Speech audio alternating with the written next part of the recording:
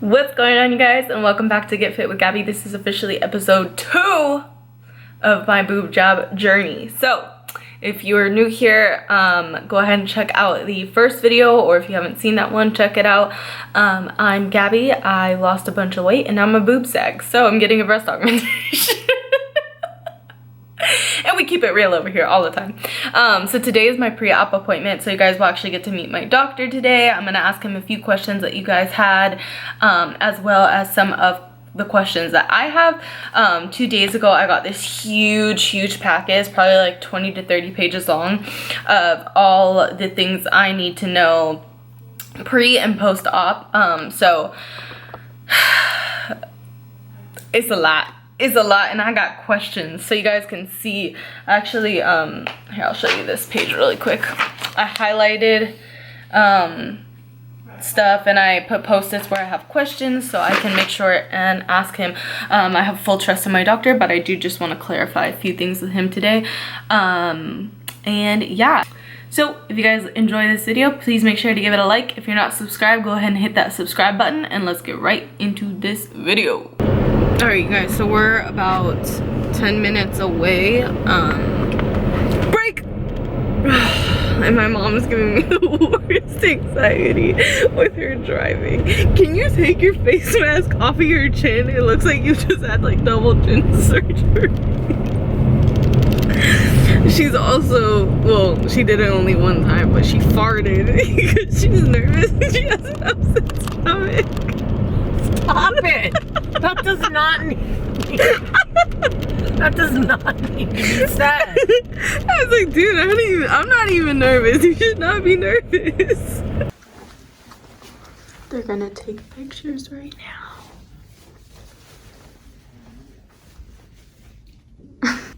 Alright, you guys, so I just got pictures taken, and now my doctor's gonna come in and look at me one more time and make sure that we're both on the same page, and then I will introduce you guys to him.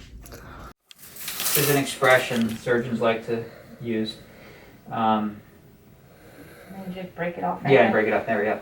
I gotta think of it now. Something about hands of a woman. There's 3 things: hands of a woman, heart of a tiger, or something like that. I don't remember, but you know, it's good for you to have it. Encapsulating what a surgeon is, right? Exactly. Okay, I'm gonna just stick this in the nosy. Just breathe nice and normally. I know it's yucky. Yeah, I know. Ooh, no, I'm back there. Sorry. There we go. Kind of big. Alright, you guys, so this is my surgeon, Dr. Maniti. He's going to be the one performing my breast augmentation, and I'm super excited. He's amazing. I'm going to hand it over to him and let him kind of introduce himself, and then we'll get into some questions that I had and that you guys also had as well. Hi, I'm Dr. Maniti, and I'm excited to be her surgeon. I do a lot of breast augmentation surgery, and you know, Gabrielle has already gone through the rigmarole with me, and I'm all about really making this a really pleasant and easy operation. And it's by using tried and true methods that will give her a great result, minimize her risk for problems, and make her recovery really fast.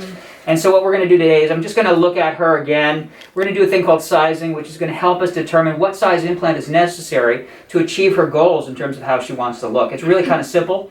You know, we have all sorts of crazy high-tech stuff where we can take pictures and make 3-dimensional photographs of the patient and dial in numbers and make the computer make the breast augmentation appear before our eyes. I find that is really great and fun, but reality is it doesn't quite work as well as something as simple as basically stuffing a bra. So that's what we're going to do today. We're going to put a bra on and we're going to stuff it. But instead of stuffing it with socks like women did in the 1950s, we have these predetermined sized implants, or sizers, that we put in the bra, and then Gabriella will put her shirt on, and we'll get to see what she looks like, or she'll get to see what she looks like. So she knows going into this operation that she's not going to wake up with breasts that are too big or too small, that are going to be hopefully just right. Yes. Alright, so let's get into a few questions that I have. So I think we kind of went over this, but just so they can hear your answer, can you breastfeed after a breast augmentation? Absolutely. Okay. Yeah, and especially the incision that we've chosen, or that I choose for everybody, is called an inframammary incision. There's 3 choices. There's one underneath the breast, that's the inframammary. A very popular one, but is starting to lose popularity for a good reason, is around the areola, called the nipple incision, and then one in the armpit.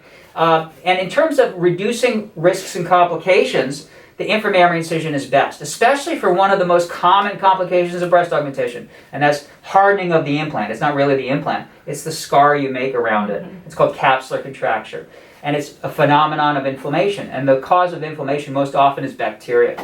So by going through an inframammary incision, we minimize the risk of bacteria. We also minimize the amount of trauma that we do to the patient. So it's a fast healing incision. Yes. And so you can breastfeed. Yes. We don't hurt the breast tissue. Because Right? you're not going through the You're not milk going through the duct nipple or the milk duct or the breast gland. Yeah. What is safer, saline or silicone, and which one gives a more natural look? Great question. So there's a lot going on right now. This social media has propelled this concept of breast implant illness, and we are, as a society, are really looking into it seriously. But what we do know is that it affects a very small proportion of people. It also affects people depending on your nationality or demographic. We found that it actually affects white women more than other women, women of color. And so we don't know a lot about it yet, and we're trying to determine ways of looking at it from a genetic standpoint. But in the meantime, we know it's a fairly small proportion of women, that it affects women that have saline implants or silicone gel implants. And all their symptoms, by the way, are subjective. In other words, we can't measure them. Things like headache and tired and fatigue and memory loss and things of that nature. So it's hard to really gauge how to know what's making them ill. So knowing that a small proportion of women are affected by that problem, and knowing that they're affected both saline and silicone, knowing that we know that essentially therefore that saline and silicone gel implants are equally safe. Or unfortunately, as some of breast implant illness women want to say, is that they're equally unsafe. But that just doesn't really make sense based on what we know from lots and lots of studies over decades. Subjective studies, asking women, how do you feel? We've been questioning women for 50 years, looking at their demographic, whether they're more prone to suicide or having problems or illnesses. We spent 14 years in the 90s into the 2000s looking at autoimmune diseases, and nothing has really panned out. Yeah. We don't see a cause and effect relationship. So when we think about safety and breast implants, we think about the fact that for most people, systemic illness is not a problem associated with breast implants. However, we do know that local problems do occur. And those are the things that I try to mitigate, try to make less. And so when it comes to saline versus silicone, they're equally safe. When it comes to performance, how they look, how they feel, silicone gel is the clear winner. Okay, awesome. Will insurance cover breast augmentation or breast reduction? Insurance doesn't cover breast augmentation because it's a purely cosmetic procedure. Breast reduction is a functional procedure. For women that have large breasts, many of them suffer medical issues, real true medical issues. And so it will cover breast reduction. Not always, breast augmentation, but never breast augmentation. Got it. What are the implants made of that I'm getting? So you're getting a silicone gel implant. And basically it's made of an outer synthetic rubber, which by the way is a silicone elastomer. That's a fancy name for synthetic rubber. It has silicone molecules in it. Okay. The inside is a slightly different formulation called silicone gel, but it also has silicone molecules in it along with hydrogen, oxygen, carbon to create a gelatinous sort of sticky material that is a solid, but it's a soft solid. So depending on how cohesive or gummy that implant is, that solid can be relatively soft and actually almost looks like it flows like a liquid. Or if it's more cohesive, more gummy, it doesn't flow as much. And although lots of women like the concept of getting gummy bears, because we hear about it, social media, internet, YouTube. When it comes to actually looking at these devices, some of them are actually just too gummy. And we talked about that. And we want them to settle a little bit. Right. And so it's not for everybody. Yeah. And the implants I've chosen for you are that, as I described them, silicone elastomer shell, silicone gel on the inside, moderately cohesive, moderately gummy. So we're going to get that little teardrop. Yeah, we get a little teardrop, but it's firm enough so it doesn't wrinkle as much. Not that we have to worry about that in you, because we're not going to pick an implant that's too big for your size. Right. Awesome. What's the best post-op care a patient can do to avoid complications? That's a good question. So it really kind of falls back to the surgery itself. And we have been trying to figure out the best way of actually executing the surgery. And I think pretty much all my colleagues would agree, if any of them are watching this, is that using the electrocautery instrument, which is a device that uses electrical current to both cut and cauterize tissue, is the best way of doing it. Because what it does is it allows us to create a space where we put the implant in. We call that the pocket. In a way that we don't worry about injuring the tissue, and we don't worry about bleeding, and specifically bleeding after the operation. Bleeding after the operation has always been a big fear for surgeons for decades. And that's why the protocol after a breast augmentation surgery used to be wrapping you up, sending you home with a lot of narcotic pain medicine and telling you can't move for a week or two and you can't put your arms over your head for a month. So we've turned that on its head. By doing the surgery in a way that we know you will reliably stay safe and not bleed, we actually get you moving 2 hours after your surgery. You wake up with a little bra on, we send you home, and then we have you take your first ibuprofen, and we actually have you start lifting your arms over your head, something that we'd never dreamed of doing even weeks after surgery, because we're not worried about bleeding. Yeah, and a lot of surgeons still do the whole wrapping thing I've seen, so. Right. Or even drains. Yeah, that's crazy. Yeah. Okay, last question. Do you recommend getting a breast augmentation before or after you've reached your desired goal body? Well, that's a good question. I think that there's two ways of looking at it. I never suggest one way or the other to a patient. I just point out that if you want to get it before, it can act like a little push, a little motivation to keep going. But if you'd rather just get to your goal body first, that's great too. And then we can go from there. So it depends on the person. It's up to you what you want to do. Personal preference. Yep. Awesome. All right, so I think he's going to take a look at me now, which we'll turn the camera off for. Adina, she said that she was going to film the actual surgery. So you guys will get to actually see clips of the surgery. Mom's behind the camera. Don't throw up, Mom. Easy. So I'm sure you guys will be posting that on your Instagram feed. And then I'll also probably include it on here and on my Instagram as well. Great. Awesome. Perfect. Yeah. Sounds good. Sleep-wise. Whatever's comfortable. Now the nurse downstairs may say, "Oh, you got to sit up a little bit." The reality is, I want you to go to sleep at night, and it doesn't really matter how you lie down. She just got a Tempur-Pedic bed that goes up and down. Then you can just get your bed up. Yeah. You sit in it, get yourself legs up, and then just to where you feel comfortable. Okay. So you don't have to remain at a 45-degree angle. No, the implants are going to go up to your head and end up in your ears. They'll stay down here. Okay. They'll stay up here. They're down here. Okay. Awesome. Yeah. So my lovely daughter, told me that not to freak out when they're first kind of higher up than they. Yeah, it's the drop and fluff process. Before they drop and fluff or whatever. I did do a post recently showing a transition. And the woman I posted yesterday.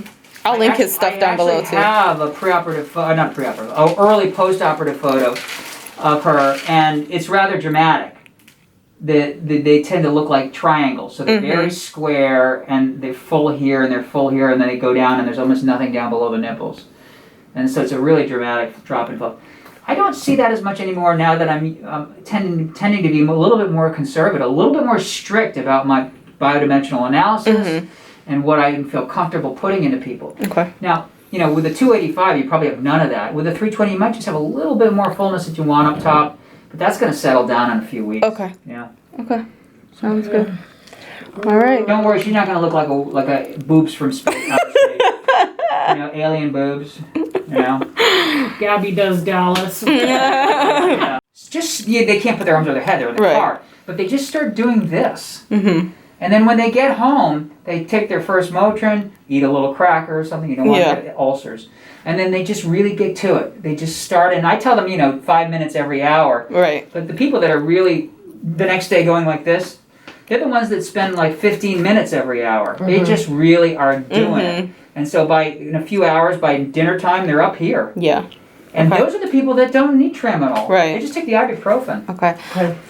One more question that I just thought of. So I work out like very often, Mhm. upper body. Should I stop doing that now so I'm not tight? No, you do Okay. everything right up until the day of surgery. Okay. And then I'm going to get you back in the gym, lower body, week after surgery. Okay. And then 2 weeks after surgery, you can start doing light arm, bis and tris. Okay. And then 3 weeks after surgery, light Shoulders. shoulders.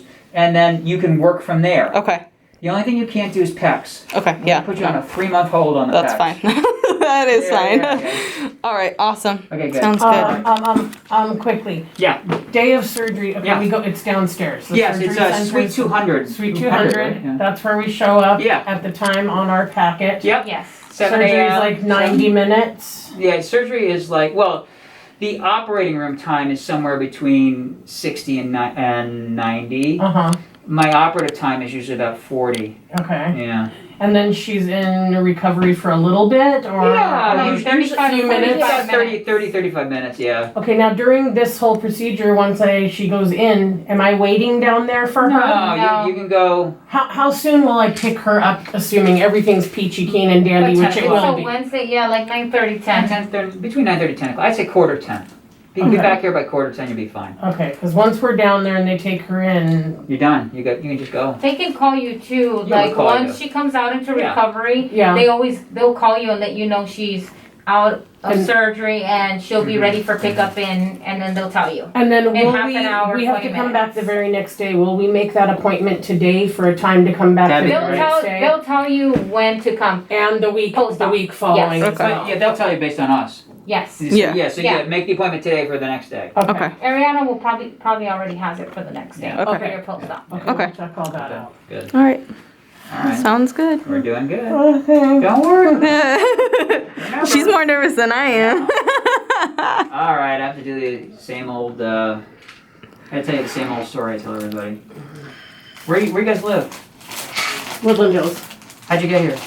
I drove In a car? in a car. Did you go on the freeway? Yes. Okay. You took a risk to your life and her life Yeah. that is 3 orders of magnitude. That's 1,000-fold greater risk on your life than Gabby will be experiencing in an operating room getting breast augmentation surgery. She backseat driver. But my point. Mom, stop! But You're my point braking. is- What are you The doing? point is this: is that you have legitimate concerns and fear about her surgery. It's but the my reality, child. It's my I know. only child. But my you- treasure. But you let her ride in a car. I do. So what's going on? Okay, next time I'm gonna bring her down on a horse. Just walk here. It's safer. So my point is this: There you go. is that really there's nothing to worry about. What you're worried about is her doing something you're not familiar with. It's not that she's actually doing something dangerous. I'm You're worried already about doing- like future. Oh, don't worry. That we figured that out already. We're gonna do everything perfectly. So her risk of future issues and Everyone problems is that's small.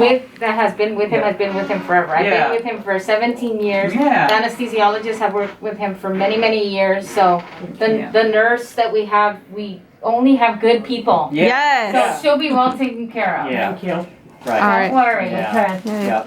Don't worry, Mom. All right, I'm gonna go write your Thank you, script. doctor. Bye, Gabby. See you next week. Okay. All right, you guys. So I just got done at Dr. Minutti's office, and now we are walking across the street so I can get my blood taken, just so they can make sure everything's good, and then I should get my results for the COVID test tomorrow. They said no news is good news, so if I get a call from them, then that's probably not good news. So I feel fine, so I don't think I'll have it, but fingers crossed. And getting my blood drawn now, which doesn't make me nervous because I'm a certified phlebotomist. So yeah. And then what do we have to do? Oh, we have to go to the pharmacy and get all of my medications put in so that they're ready to go for surgery. And then I have to go pick up Dial soap so I can start showering in antibacterial soap. So, And soft food, and soft food. applesauce, Yeah. So that's, chicken broth, and saltine crackers. yeah, that's what we're doing right now. I don't think I'm gonna film myself getting blood taken because I don't think they would appreciate that. But yeah, I will talk to you guys when we're back in the car. yeah, I ended up, and I don't think we got this on camera, but I do plan on dropping another 15 to 20 pounds, slowly of course, but I wanted to make sure that the size that I chose, which was previously 285, was not going to look too small once I drop those pounds, because then what's the point of having surgery? So we actually decided and discussed, and we ended up with a 320 implant instead, 320 cc's. So the first time I went in, we had thought that we were going to do 285, and now it's going to be 320, and that is the final decision. So yeah, that will be happening next Wednesday at 7:15 is my arrival time. And yeah, where's mama? So I hope you guys enjoyed this episode. If you guys have any other questions, drop them down below. Episode 3 will obviously be the morning of surgery, and then heading over there, and then they are going to be recording in the operating room, which I don't know if I'll be able to put in this video because I think YouTube will take it down because it's like explicit content, but I'll figure it out. I might just make it a highlight on my Instagram. I'll keep you guys updated on that one. And then episode 4 will be the recovery portion. So if you guys enjoyed this video, make sure you like, share, and subscribe, and I will see you in the next one.